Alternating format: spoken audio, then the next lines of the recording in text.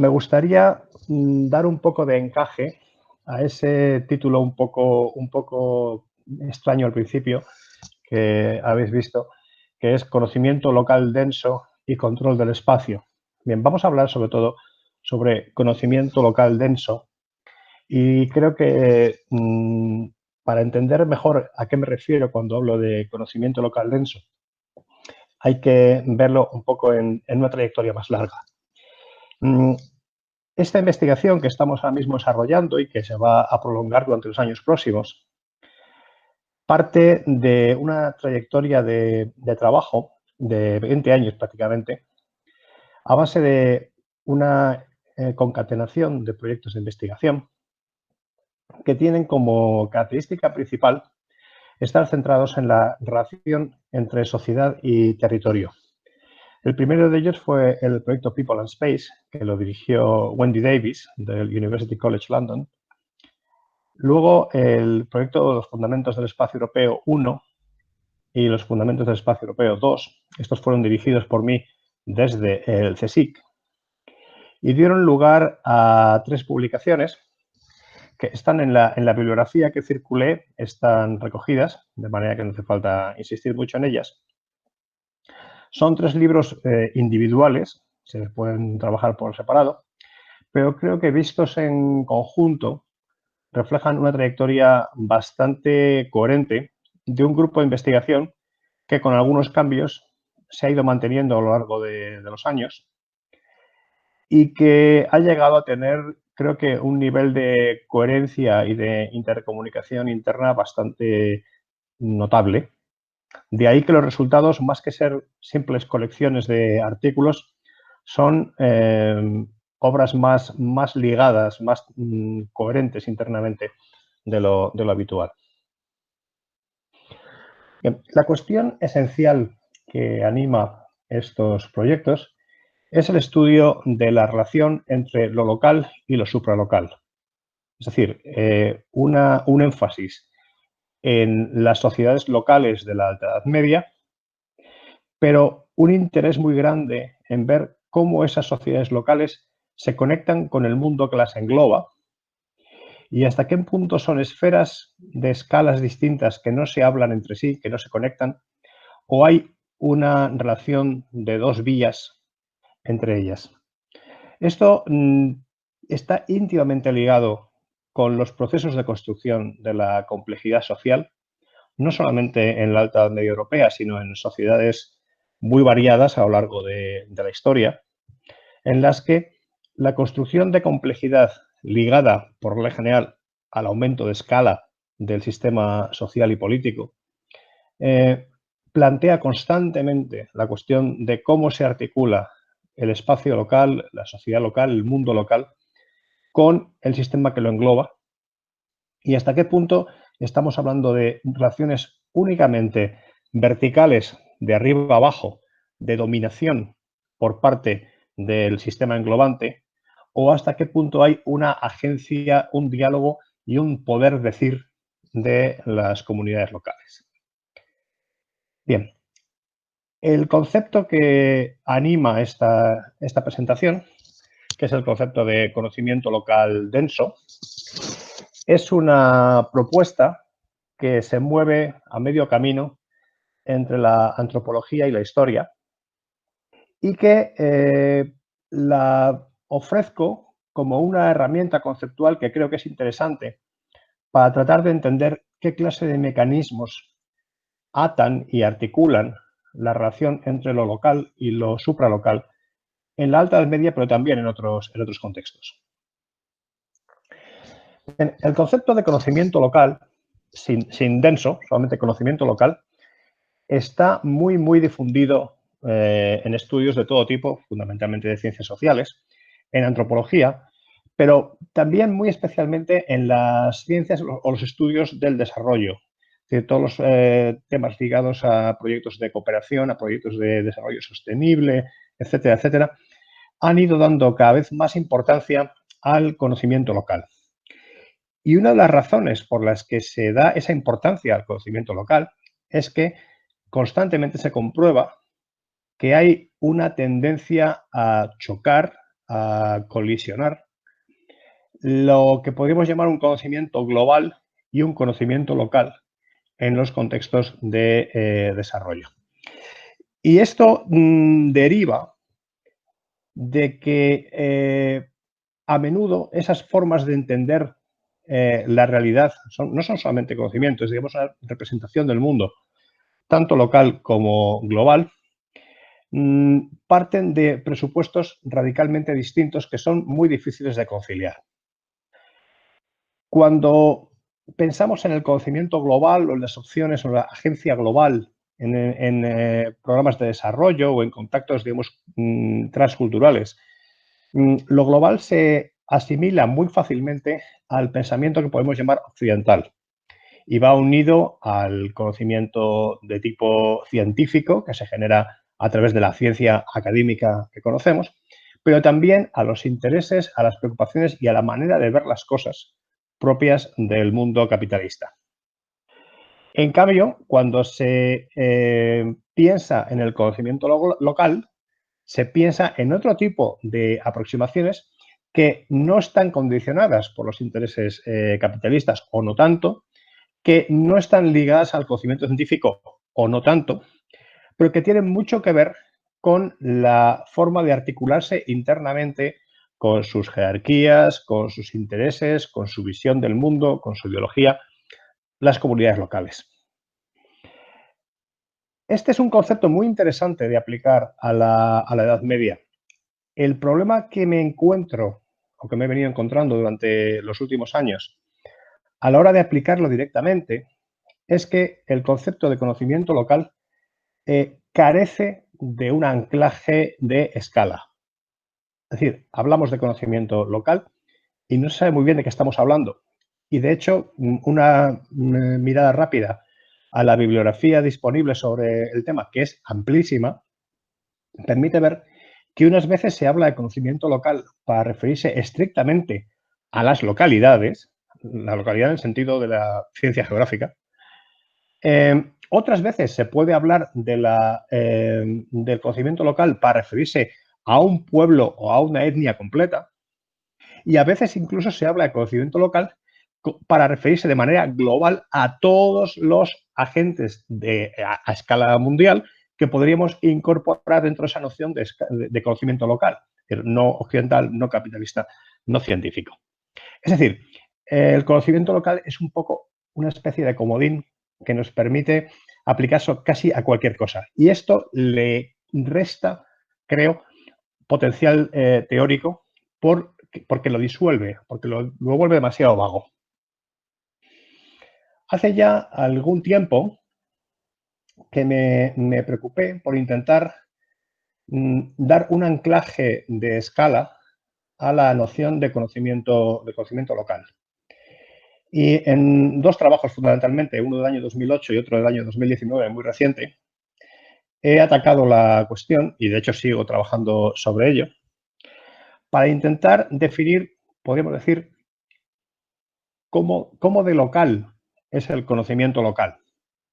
E intentar entender si existe una diferencia cualitativa en un determinado tipo de conocimiento local que lo distingue del resto. Para esto he utilizado el concepto geográfico de localidad y he llegado a una formulación que me parece que es útil, que es la de conocimiento local denso. ¿Qué quiero decir con un conocimiento local denso? Quiero decir que tiene un carácter escalar. Es un tipo de conocimiento que no se produce de la misma manera a todas las escalas, sino que requiere escalas muy limitadas para funcionar, porque la característica esencial que tiene es la densidad. Imaginemos una comunidad local donde el colectivo de habitantes se conoce a sí mismos, se representa a sí mismos, entienden sus relaciones, entienden sus conflictos, entienden su manera de estar dentro de la comunidad de una manera holística, como un todo. De manera que todo lo que ocurre dentro de una comunidad es relevante para todos los miembros de esa comunidad. Y estar informado sobre esas cosas es una manera de pertenecer a la comunidad. Es un tipo de conocimiento que te caracteriza como miembro de la comunidad y que te separa de aquellos que no tienen acceso a esa red de intercambios. Por el contrario, un observador externo que no pertenece a la comunidad puede tener información sobre muchas localidades y esa información es parcial. Solamente accede a elementos concretos de información quizá de muchas comunidades, pero no tiene ese nivel de densidad que le informa sobre todo lo que ocurre dentro de una comunidad. Eso lo he denominado, para distinguirlo, conocimiento supralocal extensivo, y con las siglas en inglés ESK frente al DLK del conocimiento local denso. Bien, esta diferenciación entre lo extensivo y lo denso creo que es esencial para entender cómo funciona el conocimiento local en el sentido que me interesa estudiarlo. Si imaginamos una red de comunidades, los habitantes de una comunidad concreta están altamente informados, densamente informados sobre lo que ocurre en su comunidad, pero también un poco sobre las vecinas. De manera que, quizás sin el mismo nivel de densidad, pero pueden tener una información bastante abundante sobre sus vecinos inmediatos. Pero a medida que nos vamos separando, a medida que nos movemos a la distancia, su conocimiento se vuelve incompleto y selectivo. De manera que, pongo por caso, los habitantes de un puerto de mar pueden estar informados sobre lo que ocurre en localidades o en ciudades muy lejanas de su puerto, pero eso no quiere decir que tengan acceso a todos los montones de detalles finos de sociabilidad interna de esas ciudades. Ellos conocen con ese nivel de detalle la suya. Y esto es porque no es fácil acumular conocimiento local denso como un miembro de la comunidad. Es un tipo de conocimiento que no se enseña, no se aprende, se experimenta. Y este tipo de conocimiento experimental se desarrolla a través de interacciones sociales, a través de experiencias de sociabilidad que incorporan a los miembros de la comunidad, a todos o a algunos, según las circunstancias, en lo que podríamos considerar actos cotidianos, simplemente la participación en la vida cotidiana, el trabajar, cultivar los campos, relacionarse, pero también en conmemoraciones formales, en momentos en los que la comunidad entera se representa a sí misma. Y eso tiene que ver con festividades, tiene que ver con asambleas, con reuniones, tiene que ver con conflictos y resolución de conflictos, y tiene que ver con el diálogo, con la interacción con agentes externos a la comunidad. Y estas relaciones, unas formales, otras informales, se van entretejiendo, se van armando a lo largo de la vida de los individuos y les da un capital de conocimiento sobre la localidad que quienes no pertenecen a esa comunidad, quienes no están embebidos en la experiencia de ser un miembro diariamente de esa comunidad, es prácticamente imposible que lo adquieran. De manera que eso les marca una diferencia muy importante. Por el mismo motivo, como ha planteado Kevin Cox, la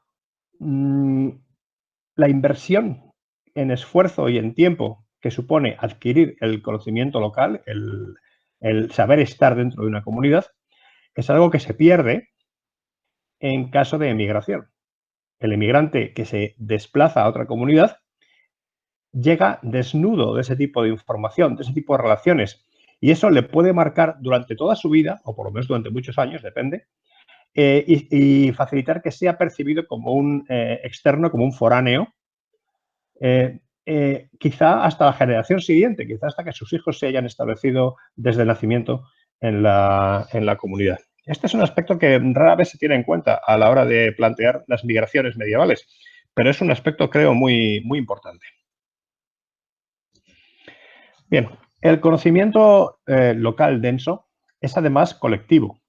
Es decir, no es la opinión de uno u otro de los miembros, aunque cada uno puede tener la suya y pueden ser divergentes entre sí, no tiene por qué haber un acuerdo, sino que se forma a través del filtrado que suponen las experiencias cotidianas en las que esos conocimientos individuales se ven contrastados, se ven aceptados, se ven contradichos. ¿Por qué la opinión de uno prevalece frente a la de otro? Puede ser montones de factores. ¿Hasta qué punto las ideas de uno o varios miembros de la comunidad se convierten en lo que la comunidad colectivamente asume y acepta? Todo esto son procesos que son muy complejos. Hay literatura sociológica y antropológica abundante sobre ellos, pero hay que tenerlos en cuenta en la base para entender que cuando hablamos del conocimiento local denso estamos hablando de un proceso social, un producto social armado a base de relaciones y que además se puede modificar, se puede reciclar, es efímero en un gran sentido. Precisamente ese carácter de ser efímero se refuerza por el hecho de que el conocimiento local denso es esencialmente oral. Es decir, se articula a través de relaciones personales, orales, de intercambios, de conversaciones, de disputas, de cotilleos, en conversaciones de lavadero, en conversaciones en el molino, conversaciones en los pastos y luego algunas veces en actos más formales como bodas, bautizos, funerales, en los cuales también se reproducen esas ideas acordadas o asumidas por la colectividad. Es muy raro que este tipo de interacciones, esta forma de vehicular la información, se introduzcan en el terreno de la escritura. Cuando lo hacen, muy a menudo es, especialmente en la Alta Edad Media, porque han entrado en el área de interés, en el radar de algún poder externo al que le interesa registrar por escrito este tipo de cosas. De manera que el conocimiento local denso solamente lo vamos a encontrar mínimamente representado en las fuentes escritas de la Alta Edad Media. Aparece con más densidad, si es que me permiten la repetición, en las fuentes de la Baja Edad Media y de la Edad Moderna, sobre todo en los registros judiciales y de disputas y de pleitos, en los que las declaraciones de los testigos muy a menudo van cargadas de este conocimiento local. Pero en la Alta Edad Media esto se produce en una fracción mínima de la información escrita que tenemos. Por lo tanto, no vemos más que la punta del iceberg de un universo de relaciones locales muy denso, muy rico, muy intenso, que prácticamente no podemos tocar, está perdido para nosotros. Bien, un aspecto muy importante y metodológicamente muy valioso, porque es una de las formas en que podemos acceder a estudiar el conocimiento local denso, es su espacialización. Es decir, el conocimiento local se plasma en el espacio de una comunidad y eso contribuye a la creación de lo que llamamos paisaje. Es decir, el paisaje, que es básicamente el espacio socialmente simbolizado, cargado de significación, se genera en gran medida a través del conocimiento local.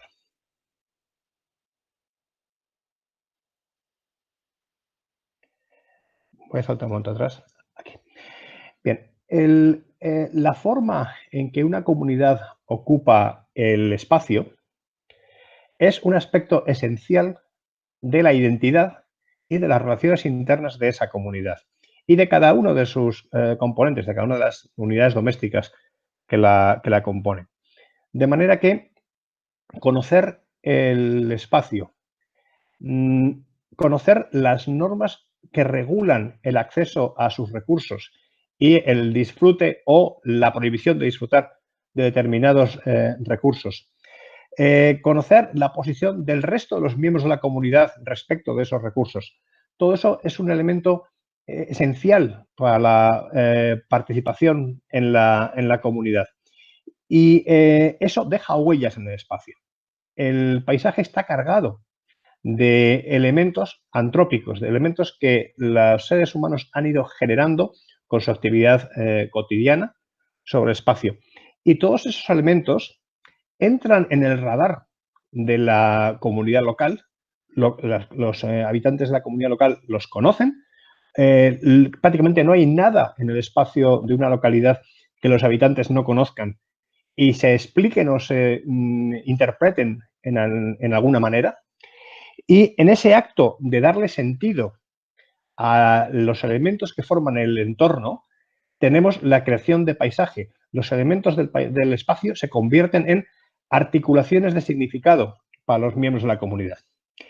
Y aquí tengo que hacer un incurso en una experiencia personal, y me vas a perdonar que salte este plano, pero creo que es bastante expresiva.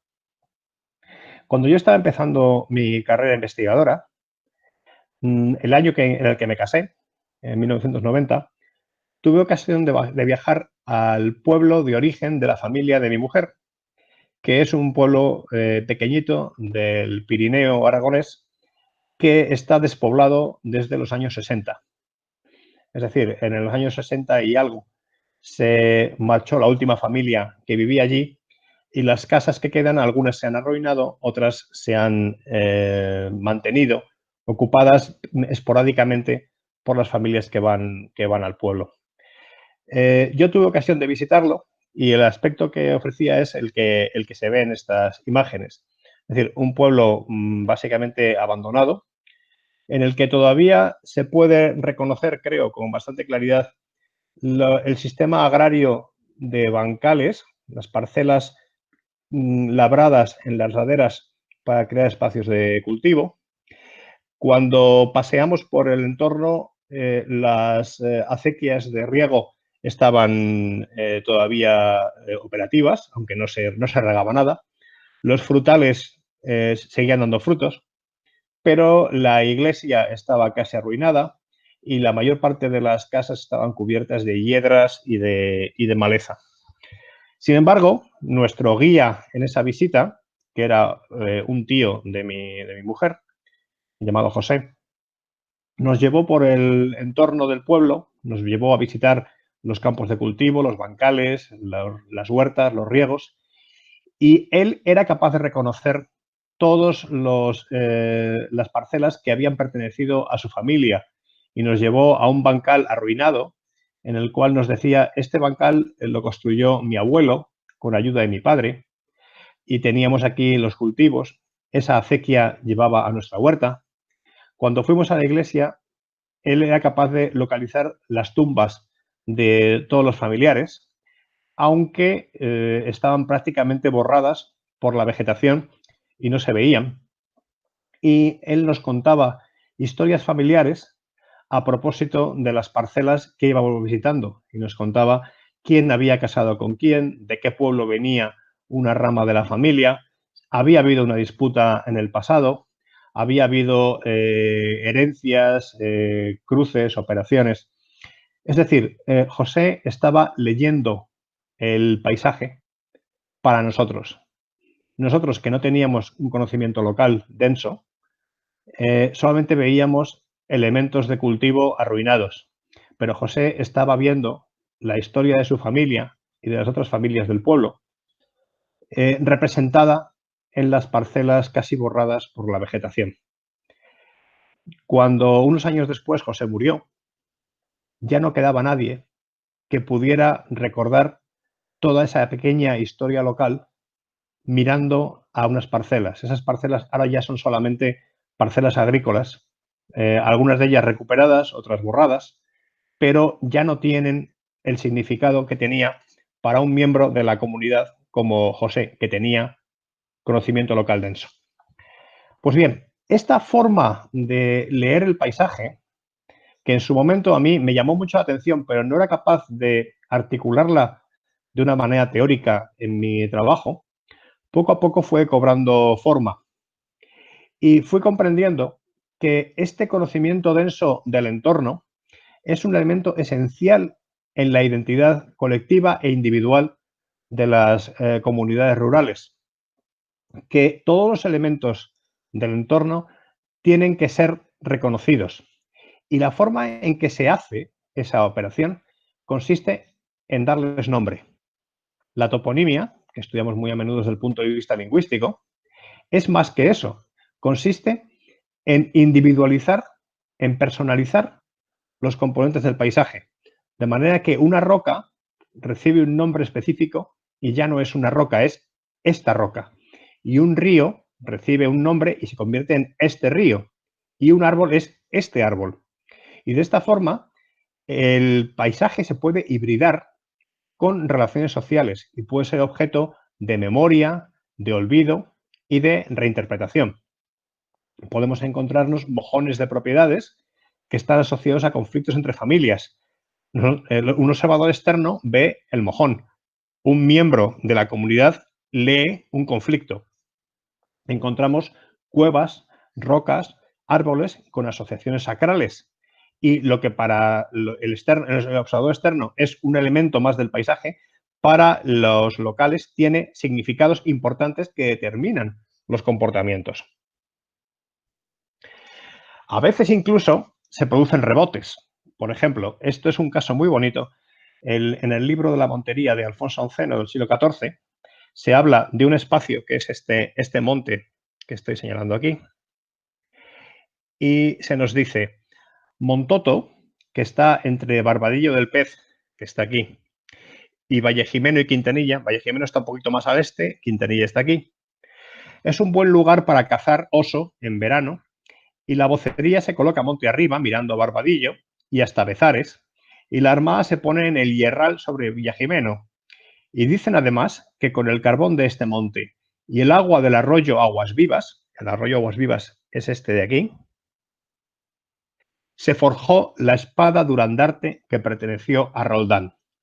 Es decir, en este caso, el autor del libro de la Montería está tomando una información local que seguro que se ha captado a pie de suelo porque contiene toponimia y toda clase de detalles topográficos, y sabiendo que es una zona productora de hierro, la ha asociado con una leyenda de tipo culto y argumenta que la espada de Roldán, el famoso Roldán del Cantar de Roncesvalles, se forjó en ese lugar. Es poco probable que eso sea una leyenda local, más probablemente es una reinterpretación cultista del autor de la crónica, del libro o de alguno de sus informantes. Pero vemos como en este caso un conocimiento culto de tipo supralocal ha rebotado sobre un espacio local y lo ha reinterpretado. Bien, todo esto, que como digo no es más que la punta del iceberg de una maraña muy densa de relaciones entre las personas y el espacio que ocupan, ¿por qué tenemos que estudiarlo? ¿Cuál es el elemento que lo hace interesante? Bueno, podríamos pensar que efectivamente es interesante en sí mismo, y lo es. Pero creo que hay un motivo especial que es el que me lleva a insistir en su estudio en los últimos años, y es que el conocimiento local denso es un elemento probablemente menospreciado, probablemente no tenido suficientemente en cuenta, pero muy importante para entender cómo se articulan las sociedades de la Alta Edad Media. Me explico.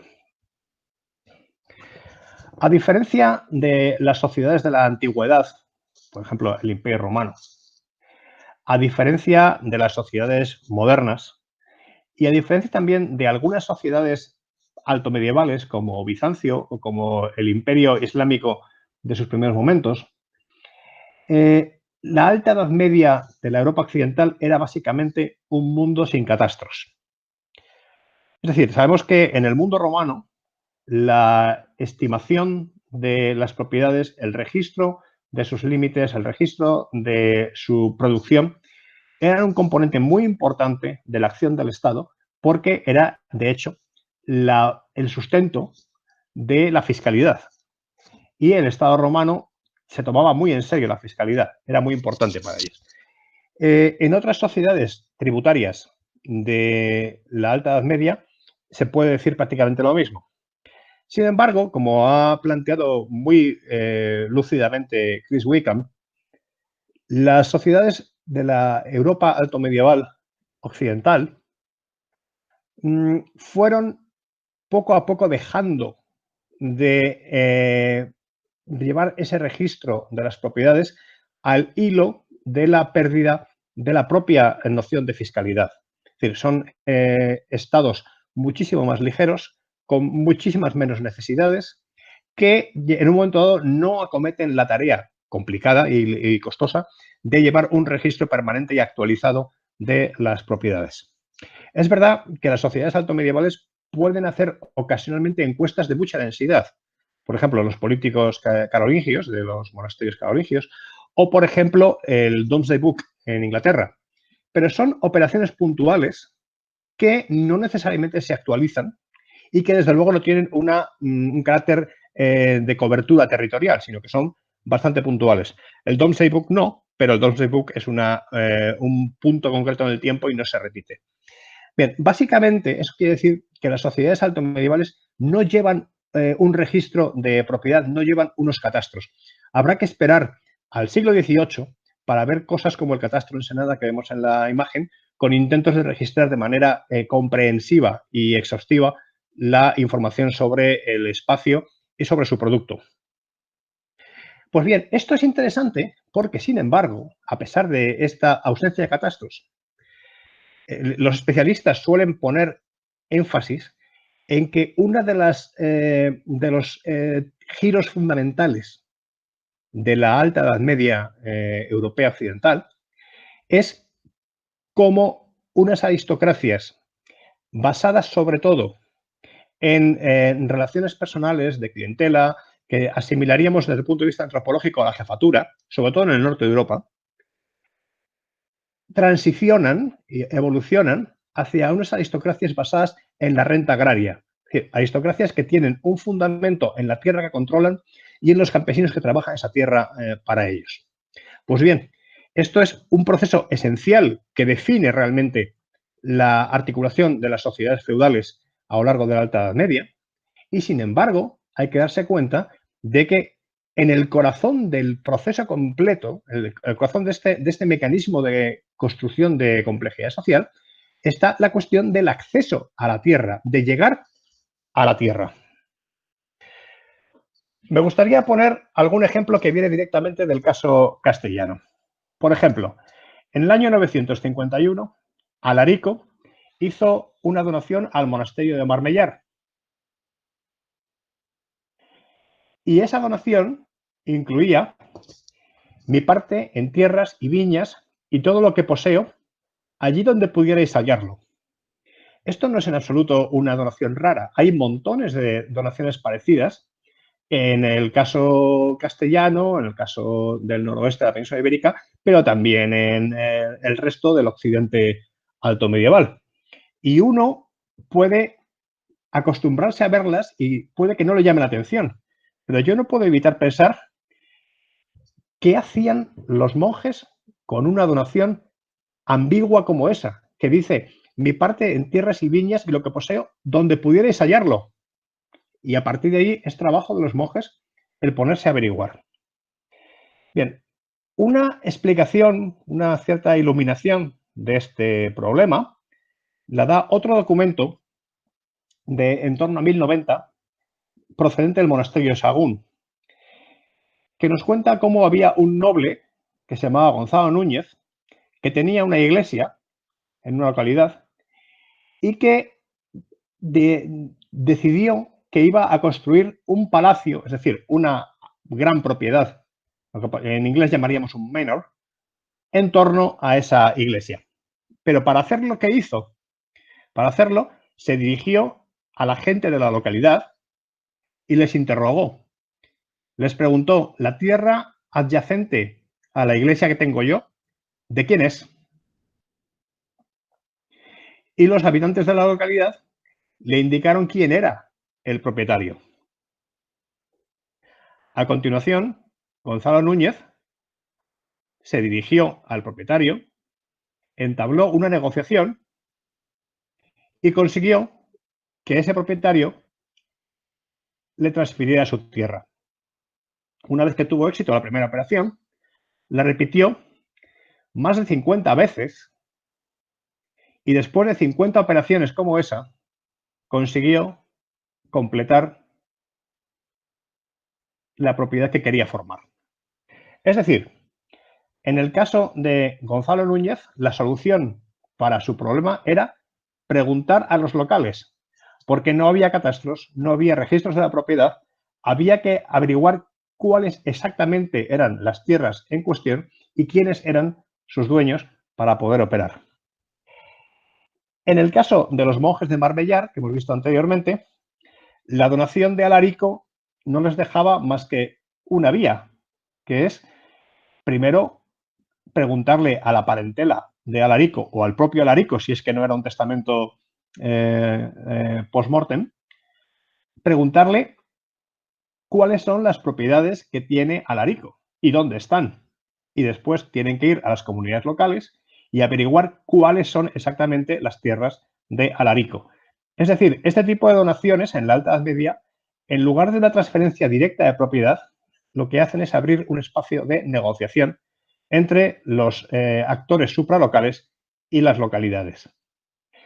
Bien, podemos ver algunos casos en los cuales de manera casi escondida se está indicando ese conocimiento de los locales.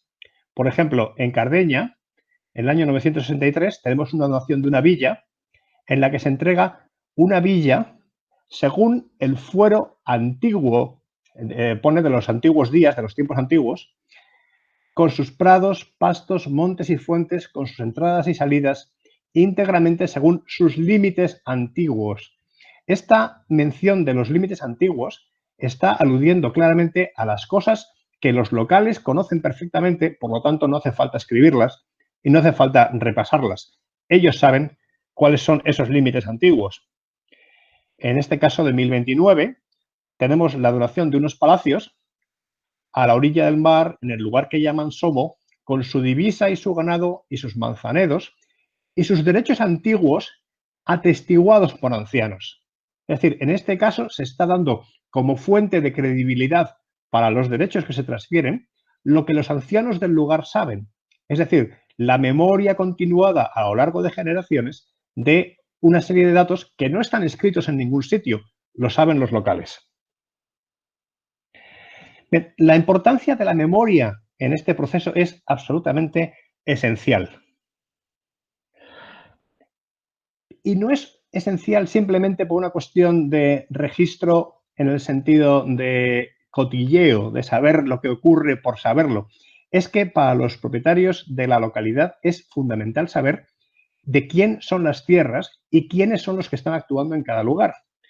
De ahí, por ejemplo, que todavía en el siglo XIV, relativamente tarde, tengamos esta expresión del Fuero Viejo de Castilla que dice: ninguna tierra puede ser vendida por la noche ni de día a puerta cerrada, y la venta que se haga así puede ser protestada por los parientes.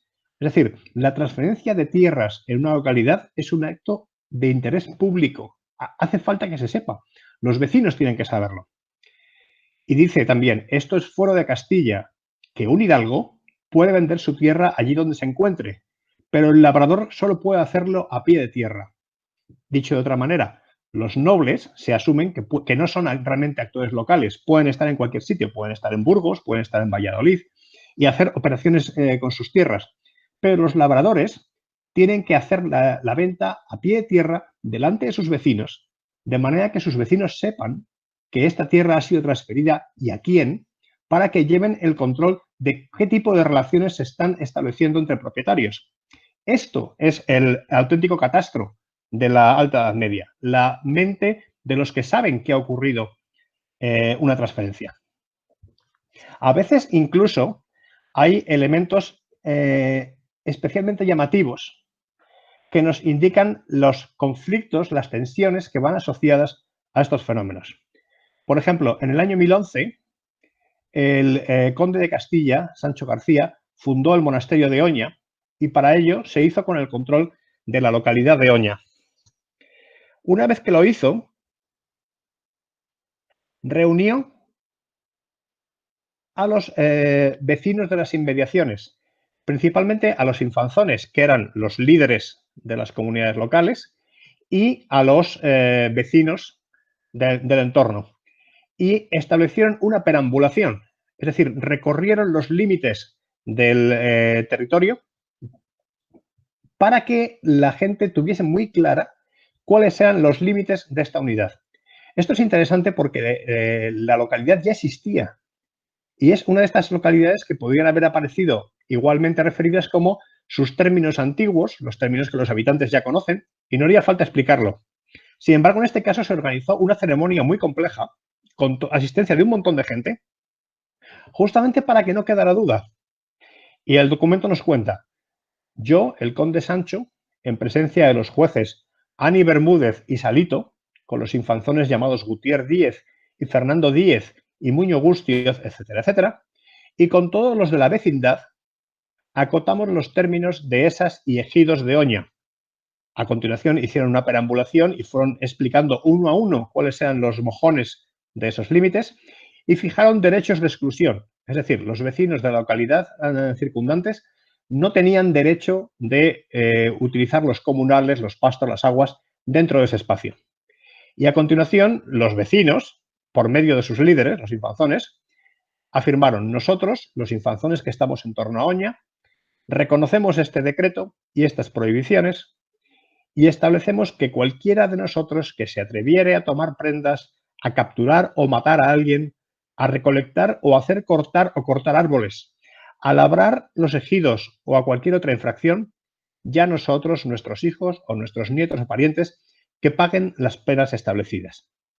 Es decir, en este caso, el conde de Castilla viaja a Oña y recorre el entorno de la localidad porque sabe que puede haber un conflicto potencial y lo que hace falta es que los vecinos de los alrededores estén enterados de que ese territorio ya no les está abierto, ahora les está vedado y no pueden entrar. Y esto, ni más ni menos, es una operación formal que crea conocimiento local denso, modifica el conocimiento antiguo y crea una nueva conciencia del espacio local. A veces tenemos algún relámpago de información que nos indica que la memoria no es una cuestión puramente accidental que ocurre, sino que la memoria se crea, se construye, y que hay sistemas mnemotécnicos para que la información se grabe en esos archivos vivos que son los miembros de la comunidad. En este caso, me gustaría sacar del tintero un pasaje de una crónica del siglo XV, la crónica del condestable Miguel Lucas de Iranzo, porque nos cuenta un deslinde muy largo, entre los concejos de Jaén y de Andújar, pero vemos cómo en algunos casos hay elementos de conmemoración que están especialmente dirigidos a los niños, porque los niños a los que se obliga a ir en el colectivo para que vayan tomando nota de dónde son los mojones, porque en el futuro esos niños van a ser los ancianos a los que se les va a tener que preguntar dónde eran los mojones antiguos. Los niños que acompañan a esa comitiva son objeto de sistemas especiales para que recuerden con mayor viveza, con mayor intensidad esos mojones. Por ejemplo, en un mojón junto a un pozo se deja que los niños jueguen a salpicarse agua entre ellos para que recuerden el momento. En un mojón, en un cerro, se les deja que jueguen durante un rato hasta que el juego se convierte en una disputa y empiezan a pegarse puñetazos. Pero no los separan inmediatamente, sino esperan un poco para que se peguen un poco y de esta forma la memoria de los golpes les haga recordar el mojón. Otro mojón situado en una cumbre es el escenario donde los muchachos matan a un carnero con unas cañas aguzadas, le cortan la cabeza y la entierran bajo el mojón, que pasa entonces a llamarse mojón del carnero. Es decir, el proceso que habíamos visto antes, por el cual se daba un nombre a una entidad del paisaje, se asocia en este caso a un ritual que es sacrificial, en el cual se sacrifica un animal y eso queda grabado en la mente de los niños. Y finalmente, en un mojón, en un llano, mandan a la gente de a pie, a los muchachos y a los niños, correr a un toro y matarlo, y luego reparten la carne entre los pobres. Es decir, todas estas escenas que van ocurriendo en los principales mojones del deslinde ayudan a que se cree una memoria transgeneracional de la delimitación que se está realizando. No solemos tener muy buena información para la Alta Edad Media de este tipo de cosas, pero tenemos que pensar que forman parte del mecanismo de creación de esos límites y de la forma en que eso se graba en la mente de las personas. Bien, por lo tanto, el argumento vendría a ser básicamente este. La Alta Edad Media es un laboratorio especialmente interesante para estudiar el conocimiento local denso. No es el periodo mejor documentado. En ese sentido está mucho mejor documentada la Baja Edad Media o la Edad Moderna, pero tiene la ventaja de que en la Alta Edad Media el nivel de acción estatal o señorial para crear memoria del espacio y para crear registros, catastros, etcétera, es tan bajo que en la Alta Edad Media el conocimiento local denso es absolutamente crucial para la construcción de jerarquías sociales. Y acceder al conocimiento local denso, manipularlo y hacerlo funcionar a favor de uno, es una tecnología esencial en la construcción de las aristocracias altomedievales. Por eso es un laboratorio interesante. Cuando andando el tiempo empieza a haber catastros, empieza a haber cartografía, empieza a haber buena documentación, fotos aéreas, fotos de satélite, etcétera, etcétera, el conocimiento local ya no es tan imprescindible para operar localmente. Se puede operar desde kilómetros de distancia y no pasa nada. Pero en la Alta Edad Media, los que querían construir propiedades que, aunque fuesen muy amplias, no tenían más remedio que estar ancladas en alguna localidad o en muchas, no tenían más remedio que pasar por el filtro del conocimiento local denso.